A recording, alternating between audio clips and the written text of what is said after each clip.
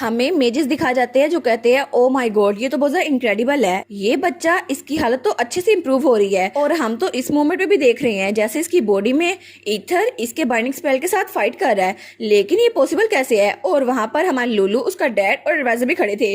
तो हमारी सोचती है चलो अच्छा हुआ वो रेड लाइन डिस्पेयर हो गई, लगता है मेरा स्पेल काम कर गया। लेकिन अच्छा हुआ एक्सपर्ट ने भी इसको कंफर्म कर दिया और वो तो सुक्का सांस लेती है। तो हमारी सोचती है मुझे लगता है मुझे एक बार और गाना चाहिए, फिर तो ये बिल्कुल ठीक हो जाएगा ना। तो तभी वो मेज कहता है लेकिन इनका ईथर ठीक कैसे हो गया। तो हमारी सोचती है कि यार अब मैं इनको कैसे बताऊं। तो दूसरा कहता है हाँ मैं भी यही सोच रहा था, इस कमरे में ईथर इतना जरा स्ट्रॉन्ग कैसे हो गया। तो हमारी सोचती है अब इनको क्या ही बताऊं मैं। तो तब वो कहती है वेल वेल मे भी इसमें स्ट्रॉन्ग ईथर हो लेकिन हमें कमजोर महसूस हो रहा हो, और मैंने कहा था कि हम अगर इसकी बॉडी के ऑरा को यूज करें तो ईथर ज्यादा हो जाएगा और ये इनलाइटमेंट के जरिए हो सकता है। तो वो लोग कहते हैं वाह ये काम तो हो सकता था ना प्रिंसेस, आपको ये आइडिया कैसे आया, आप तो बहुत ज़्यादा अच्छी हैं और आपकी नॉलेज से तो मैं इंप्रेस हो गया यंग लेडी। तो हमारी सोचती है मैं तो रैंडमली कोई चीज़ कह रही थी, ये काम भी कर गई और इन्होंने मुझे जीनियस कहना शुरू कर दिया। तो सब लोग कहते हैं एज एक्सपेक्टेड, आप तो फेराथन है, आप तो बहुत ज़्यादा टैलेंटेड हैं। तो वो कहती है मैं टैलेंटेड हूँ। तो तब उसका डैड कहता है तो सब ने ये कंफर्म कर लिया जो मेरी बेटी ने कहा है ना। तो वो लोग कहते हैं जी सर। तो हमारा ड्यूक वहाँ जाते हुए कहता है लुलू मेरे पीछे आओ। वो कहती है क्या, वो सोचती है मुझे कुछ अजीब लग रहा है, इस बार थोड़ा सा डिफरेंट लग रहा है, क्या डैड को पता चल गया। और तब वो उसको अपने ऑफिस में ले आया था और वहाँ पर इक्जियोन और एरिस भी थे।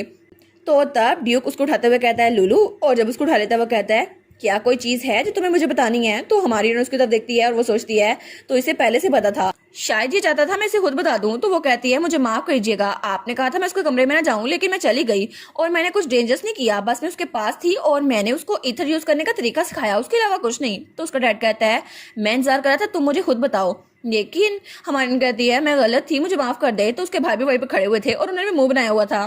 वो सोचती है मुझे क्या करना चाहिए। तो तब ड्यूक का एडवाइजर पीछे खड़ा हुआ था तो वो मुंह बना रहा था। तो हमारी कहती है कि यार डैड बहुत ज्यादा गुस्से है और इसका एडवाइजर भी गुस्से है, लेकिन ये ऐसे मुंह क्यों बना रहा है। तो तब वो कुछ बोलने की कोशिश करा था। तो हमारी सोचती है आखिर ये ऐसी सिचुएशन में ऐसे एक्ट क्यों कर रहा है।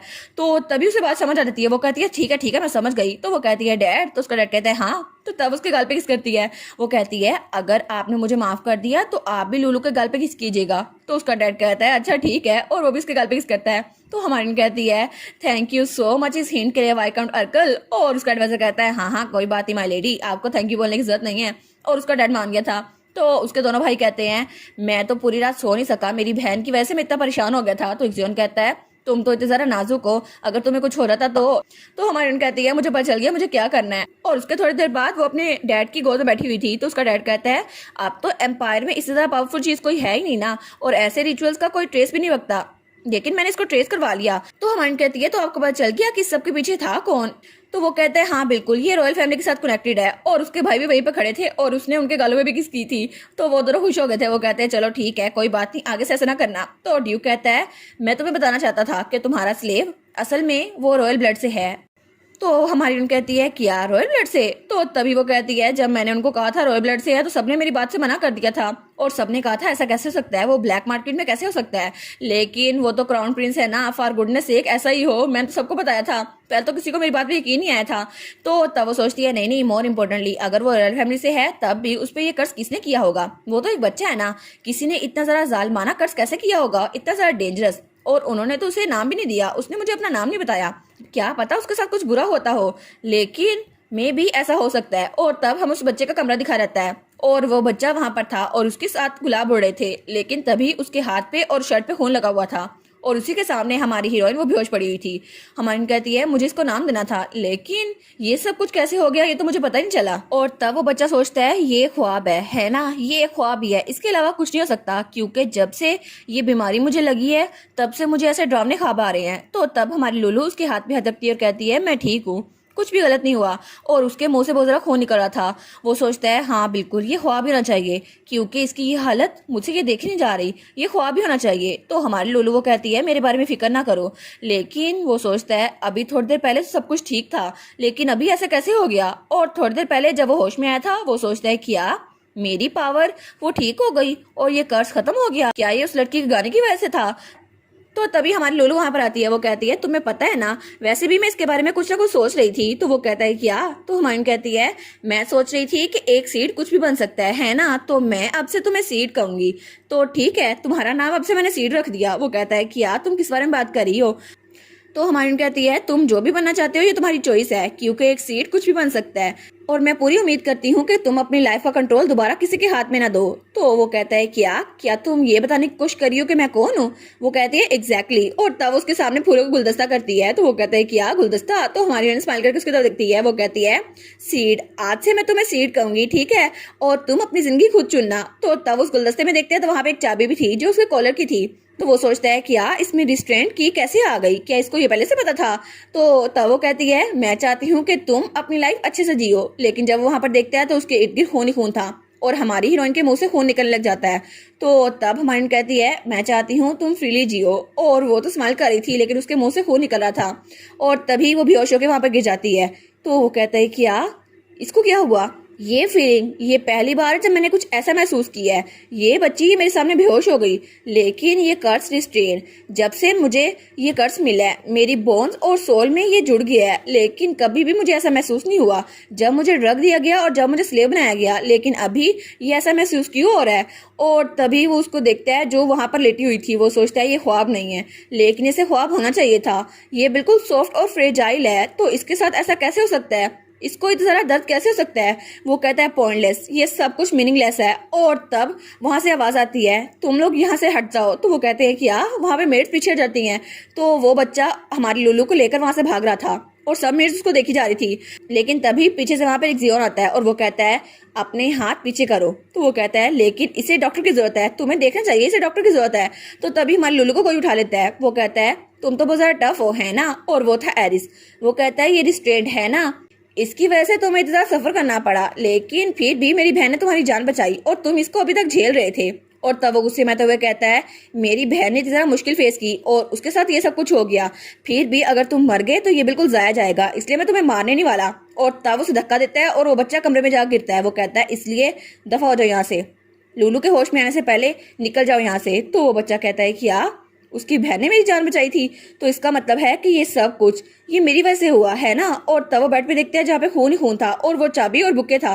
वो कहता है इसका मतलब है कि वो बेहोश मेरी वजह से हुई थी, ये सब कुछ मेरी वजह से हुआ था। तो इस सब की वजह मैं हूँ क्योंकि उसने मेरा कर्ज ब्रेक किया था। लेकिन क्यों? उसने ये सब कुछ क्यों किया? और वो सोचता है कि तो बहुत ज्यादा अजीब है। उसने कहा था मैं चाहती हूँ तुम आराम से जियो, तुम फ्रीली जियो, लेकिन कैसे? वो ये कैसे कह सकती थी? और वो मेरी तरफ ऐसे क्यों देख रही थी स्माइल करके? और उसके एक्सप्रेशन मेरी तरफ कोई भी सेंस नहीं बनाते थे।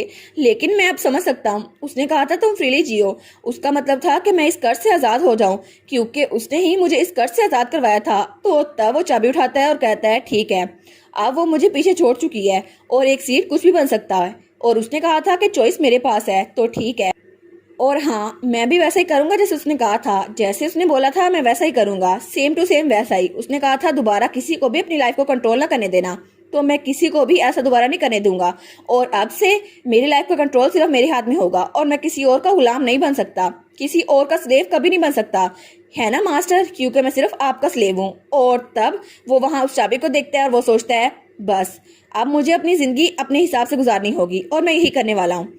और उसके बाद सीन चल होता है और हमें कुछ दिनों बाद का सीन दिखा रहता है और हमारी हीरोइन वहां गार्डन में बैठी हुई थी और वहां आराम से वो केक खा रही थी। वो सोचती है सीजन तो बदल गए हैं और तभी उसको महसूस होता है, वहां नोटिफिकेशन आती है आपका ईथर प्रोडक्शन एबिलिटी वो ठीक हो गई है और अब आप तो पहले तरह हेल्दी हो गई हैं, क्योंकि आपकी बीमारी वाली एबिलिटी अब यूज हो चुकी है और अब आपने ब्लड कफ कर दिया है, इसकी वजह से आप पहले से हेल्दी हो गई हैं। तो वो सोचती है जैसे मुझे होश आया था मैं उसके कमरे की तरफ भागी थी, लेकिन जब मैंने उसके कमरे की तरफ देखा तो वो बिल्कुल खाली था और वो बिल्कुल गायब हो गया और उसने कोई ट्रेस भी नहीं छोड़ा। पता नहीं वो कहाँ चला गया, जैसे वो यहाँ पर कभी रहता नहीं था। तो तभी उसके साथी बैठे हुए थे, तो वहां पे ग्रैंडपा भी बैठे थे। हमारी सोचती है आखिर वो यहाँ से कैसे चला गया, उसने तो गुड बाय भी नहीं बोला और मैंने तो उसको कंट्रोलर भी दे दिया था। फिर भी मैं चाहती थी कि हम लोग अच्छे तरीके से अलग हों। वो यहाँ से चला तो गया है, लेकिन मेरे मुंह से जो खून निकला था ना उसने सब कुछ बर्बाद कर दिया। उसे लगा होगा ये उसकी वजह से हुआ है, लेकिन ये तो मेरी एबिलिटी थी ना।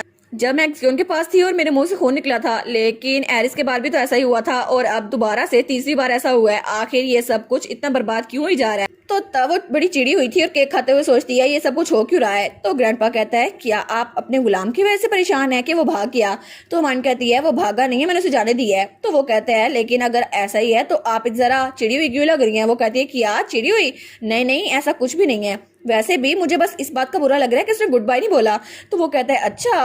तो वहां पे वाइकाउंट डेयर चुप बैठा हुआ था। तो हमारी सोचती है एनीवेज अब ये इशू नहीं है, अब मुझे इससे भी बड़ी प्रॉब्लम के साथ डील करना है। तो तब वो बड़े जोश से कहती है सबसे पहले हमें न्यू लेडी के बारे में सोचना होगा जो इस मीनार में आने वाली है 1 हफ्ते में। तो वो लोग कहते हैं जी बिल्कुल हमें इस बारे में सोचना होगा। तो हमारी कहती है हाँ बिल्कुल, क्योंकि वो मेरी फ्यूचर स्टेप मदर बनने वाली है और अगर ऐसा हुआ तो मुझे देखना होगा वो मेरे डैड के काबिल है भी या फिर नहीं।